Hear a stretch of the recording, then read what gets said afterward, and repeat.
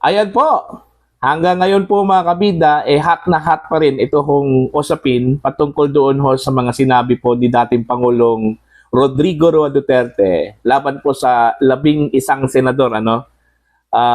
Kung maalala po niyo mga kabida, noon pong proclamation rally po ng PDP Laban, nagbiro po itong dating presidente po natin, dahil ho, preoccupied na kasi yung Senado Tapos pangalawa, meron po siyang mga ini-endorso pong mga kandidato sa pagka-senador, under PDP Laban.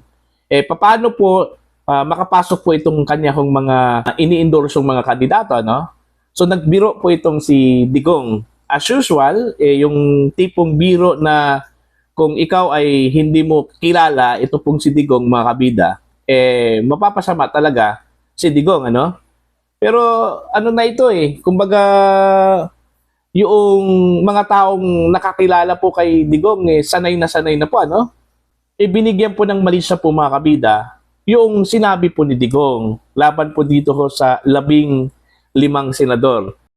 Kung tutuusin po mga kabida, biro lang yun, 'Di ba? Meron pong isang abogado, syempre naman, idol na idol ko po ito, si Attorney Neil Abayon po mga kabida. Naglabas po siya ng kanyang personal na legal opinion, patungkol ho dito sa mga sinabi po ni Digong. Kasi ho, meron pong nag-agitate po mga kabida na kailangan daw kasuhan po itong si Digong. At in fact, meron pong kasong isinampa po mga kabida laban po kay Digong, ni Major General Nicolas Torre III, yung chief po ng Criminal Investigation and Detection Group, Okay? Yung kanyang pagsampa po ng kasong sedition, bilang isang Filipino citizen at hindi ho bilang isang pulis, mga kabida. Now, gaya ng sinabi ko po, meron pong legal opinion po itong si Attorney Neil Abayon. At titingnan po natin kung may krimen ba doon ho sa mga sinabi po ni Digong, okay? Laban po sa 15 senador. Narito po, pakinggan po natin ito hong legal opinion po ni Attorney Neil Abayon. Para mas maintindihan nyo talaga, mag-discuss po muna ako ng fundamental or basic principles of criminal law natin. So, i-discuss ko po is the classification of criminal laws, specifically yung tungkol po sa mala in se crimes. At ang ibig sabihin po ng mala in se crimes, ito po yung mga tipo ng krimen kung saan by the very nature po of the action, it is inherently wrong. Therefore, ang isa po sa kailangan mapakita ng prosecution in crimes like this is dapat po ma-establish yung criminal intent beyond reasonable doubt ng akusado. Okay, so ulitin ko po. Ang mala in se crime po, ang classification po ng mala in se, ibig sabihin yan is the act itself by the very nature is wrong. At dahil po dyan sa classification na yan, kailangan po mapakita ng prosecution by proof beyond reasonable doubt yung criminal intent ng isang akusado. In relation po dun sa ginawa niyang krimen, ha? Okay? So ngayon, punta naman po tayo kung ano nga ba talaga ang sedition at inciting to sedition.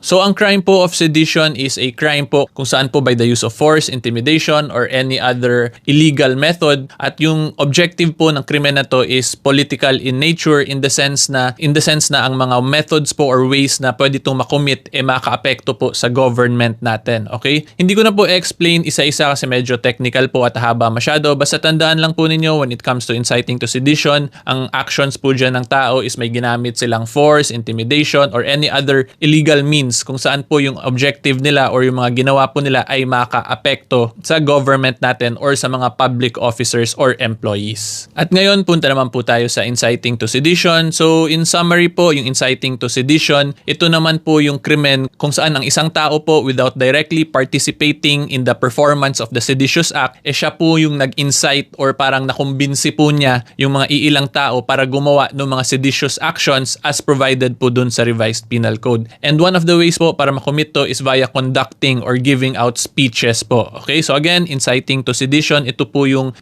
krimen kung saan yung isang tao did not directly participate in the commission of the seditious act. However, he was the one who instigated or incited others to perform the seditious actions as provided po ng revised penal code. Kung makita po natin dun si PRRD, may sinabi siyang statement, tapos yung naging reaction po ng mga nakikinig sa kanya is tumawa naman po yung mga tao, 'di ba? After po ng first statement, meron namang second statement si PRD kung sabi niya yun, magpinyahan na lang daw yung mga senators na yun. And after that statement, yung reaction pa rin po ng mga tao is tumawa naman po sila ulit lahat. Okay? Therefore, yung professional assessment ko po based on the actual video that I played is hindi po seryoso yung sinabi ni PRRD. Rather, it is a statement with no criminal intent to commit or to incite other individuals to perform seditious actions. Okay? In simpler terms po, sa tingin ko, biro or joke lang po yung sinabi ni PRRD. At kung titingnan din naman po natin yung reaction ng mga taong nanonood sa kanya or nakikinig sa kanya during that time, tumawa naman po. Maririnig natin from the video itself na may laughter na ginagawa yung mga nanonood. Therefore, kung tumatawa yung mga nanonood sa kanya, it would be difficult to establish na na-incite to perform seditious actions yung mga tao around him or yung mga nakikinig. Plus the mere fact din po that the way that it was delivered, the speech was delivered by FPRRD,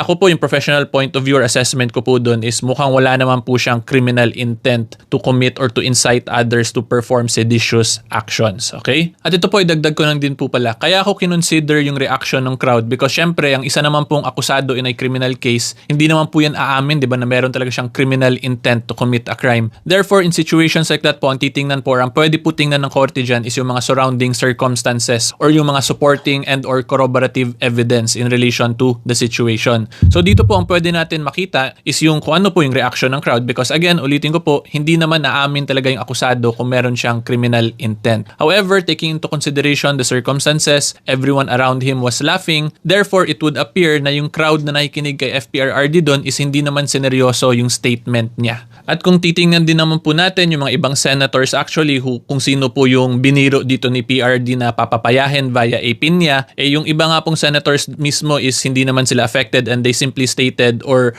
viewed the statement of PRRD as simply a joke, 'di ba? So, yun po yun. So, ngayon i-discuss or i-correlate ko rin po pala siya dun sa principle of mala inse or to the classification of a mala inse crime. So, ang sedition po or inciting to sedition is a mala inse crime considering it is a crime that is inherently wrong by its very nature. Kasi natural naman po na mali na you will perform political actions para magulo or ma-destabilize ang government. Okay? Therefore, ulitin ko po, sedition and or inciting to sedition is a mala inse crime and because it is a mala inse crime, yung requirement po to establish criminal intent is essential for there to be a conviction. Okay? At ang requirement po dyan is that there must be proof beyond reasonable doubt to establish the criminal intent of the accused by performing a speech which may be considered as inciting others to perform seditious actions. So again, ulitin ko po in simpler terms, since the sedition or inciting to sedition is a mala inse crime, kailangan po talaga mapakita ng prosecution yung criminal intent ng isang akusado to perform or to incite others to perform seditious actions. Okay? And ito po ay dagdag ko lang din yung own personal point of view ko regarding yung mga ganitong joke po, yung pagpapaya or yung pagpapaya via a pagpipinya. Okay? So ako po personally, hindi po ako in favor na dapat nagbibiro yung mga tao regarding mga ganitong bagay because ano po to these are serious matters. However, tatandaan po natin na this is only my own personal point of view. And of course, si FPRRD, he is also a citizen of the Republic of the Philippines. Therefore, he also has the constitutional right to free speech and expression. Tapos kung sa tingin po ni FPRRD, joke yun, okay mag-joke ng ganun, hindi ko po siya pwede diktahan. Otherwise, that will be a violation of his right to free speech. Diba? So again, ulitin ko ako po personally, hindi ko kaya magbiro ng mga ganyan.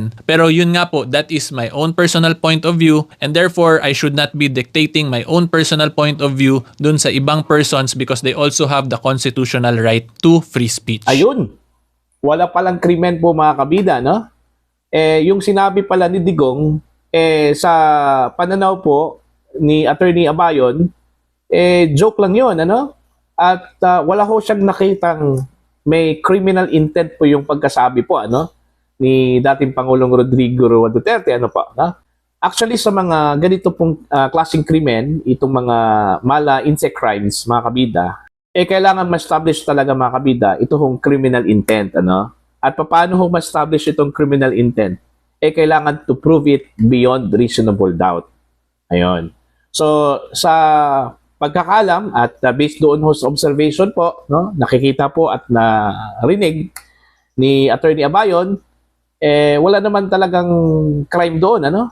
Kasi unang-una, hindi ho na-establish yung criminal intent doon, ano, mga kabida. Kung titingnan po natin yung environment kung saan po ay nagtatawanan yung mga audience. Okay? So, parang biro, simpleng biro lang talaga yun. Ano? Kasi kung makikita mo yung video, yung last part po ng video, sinabi pa po ni Digong doon kawawa naman, di ba? Di ba may sinabi po siyang kawawa naman? So meaning, it was just a joke, no? It was just a joke. Although, hindi magandang biro yon pag mga ganun pong klaseng pag-uusap po mga kabida, wala tayong magawa. Ganun talaga si Digong Sa mga nakakilala po kay Digong, ganun talaga siya magsalita, no? Di ba? Pinatulan po mga kabida ni General Torre. Nagsampa po siya ng kaso, ano? Ang sabi daw niya is hindi magandang appearance daw yun, ano? Diba? So wala tayong magawa. Karapatan naman po yun ni General Torre na magsampa po ng case, ano? Pero kung tutuusin po, hindi ho siya party doon. Kung meron man po magsampa po ng kaso po mga kabida, ay itong mga senador. Kasi sila yung party Diba? Hindi ho si General Torre, ano? Okay? Titingnan na lang po natin kung ano po yung appreciation po ng fiscal dyan, ano? Doon ho sa kanyang isinampang kaso laban po kay dating Pangulong Rodrigo Roa Duterte. So, doon ho sa mga sinabi po ni Attorney Abayon, mga kabida, satisfied po ba kayo? Ano? Doon ho sa kanyang explanation, no? At personal assessment po. Kung tutuusin mga kabida, ito hong mga senador, sila yung aggrieved party ho dito, ano? Pero ipinagkibit balikat lang po ng mga senador ito kasi ang tingin po nila it was just a joke. Okay? Kahit na ito pong si NBI Director Jaime Santiago, ang sabi niya it was just a rhetoric. So paano ho magkaroon po ng krimen doon, ano? So yun po, isang magandang assessment po mula kay Attorney Abayon doon ho sa mga sinabi po ni Digong against po dito sa mga current senators po natin o set of senators po natin dyan ho sa Senado, mga kabida. For your comments and for your opinion, you can comment down. At sa mga hindi pa po subscribers sa aking channel, please subscribe. Just click the subscribe button, click the notification bell, click all para updated po kayo mga kabida sa aking mga uploads. Maraming salamat po sa inyong lahat. God bless po.